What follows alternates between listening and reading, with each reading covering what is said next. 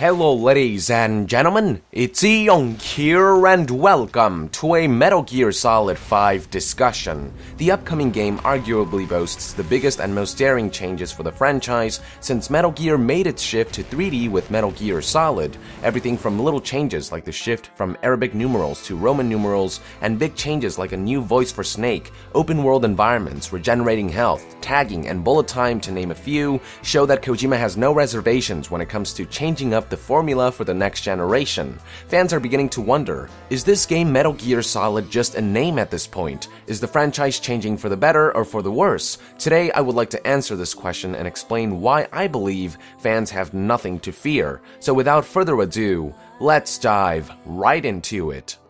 Arguably, the biggest reason why there's such a high level of unease for Metal Gear Solid 5 is the simple fact that despite the game's fair share of cool additions, Hideo Kojima is also stripping away or replacing features for the first time in a long time. Features like the life meter, which gave players that urgent knowledge that it can only be refilled so many times, or that radar at the top right corner of the screen that vaguely indicated the locations of enemy patrols, or that instantaneous detection that brought out the full extent of one's desperation, are all things we're so used to that the idea of replacing them with regenerating health, the new tagging system, and post-detection bullet time respectively, and the idea of new additions like lens flare indicators make us wonder how could such features ever fit into this perfect game format that we've gotten used to these past few years, and that's a valid question to ask. The simple fact is, these new features would never fit into the linear games we have become accustomed to, but if you really think about it, they would fit in the seamless open world of Metal Gear Solid 5. We are so used to playing the more linear games from past entries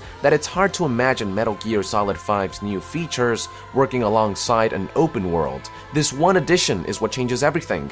Game worlds from past games were divided in sections, meaning that patrols from one section could rarely cross to another, even if these sections were all part of one area. Furthermore, in past games, players could pretty much memorize the exact locations and patterns of every patrol guard. This, alongside a simpler AI and a game world divided in sections, made features like tagging, lens flare patrol indicators, and second chance bullet time unnecessary.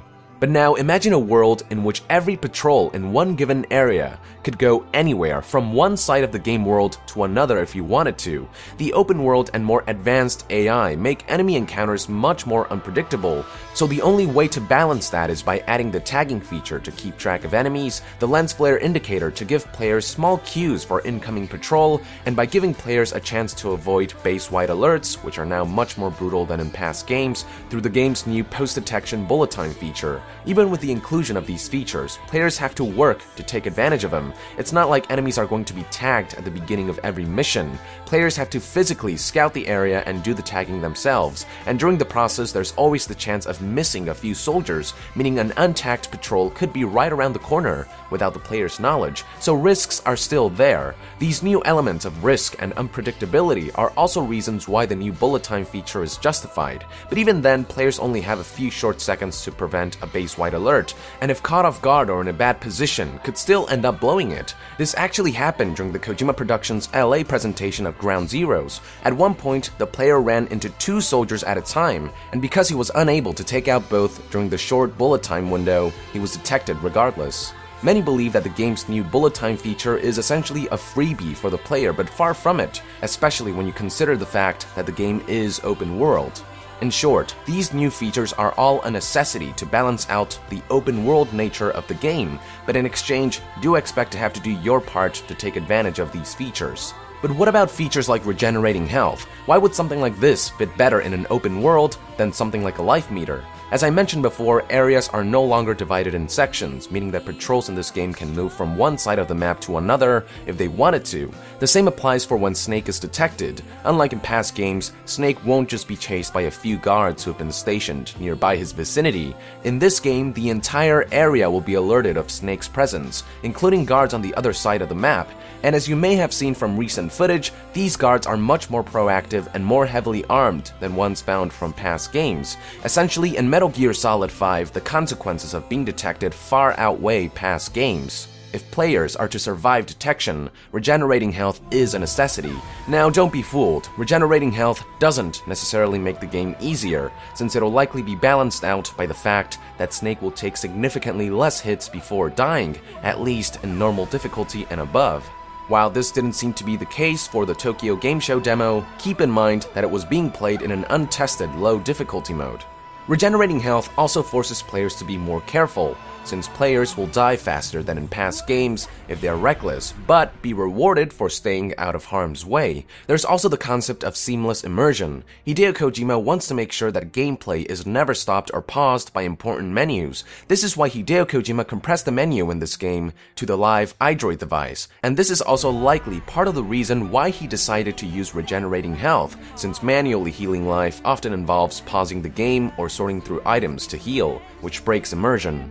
The same could be said for the franchise's old inventory system, which has now been replaced by a seamless weapon wheel of sorts. In past games, players could hit a trigger button and a sidebar would appear on the bottom left or right corner, which would pause the game and allow players to cycle through a list of gadgets or weapons. Not only is this old item selection menu cumbersome compared to modern games, but the fact that players can pause the game in tight situations so easily by taking advantage of this system takes away from the feeling of urgency. This time, however, switching gadgets and weapons has been streamlined and no longer pauses the game, much the same way that the main menu now occurs live through the iDroid device, and the same way that codec conversations now happen live. This means players can no longer take cheap breaks and access important menus and features while at it. The only time players can pause the game will likely be for the more typical options like return to title screen or restart mission or something along those lines. But when it comes to menus that influences gameplay, expect those to occur live. For the most part, the world of Metal Gear Solid 5 will be constantly living and breathing without pause, so while many of you out there may be concerned that features like bullet time, which grants players a second chance, could take away from the franchise's sense of desperation and urgency, imagine constantly playing live and seamless gameplay that gives no room for breathing when shit hits the fan. I think that more than makes up for everything.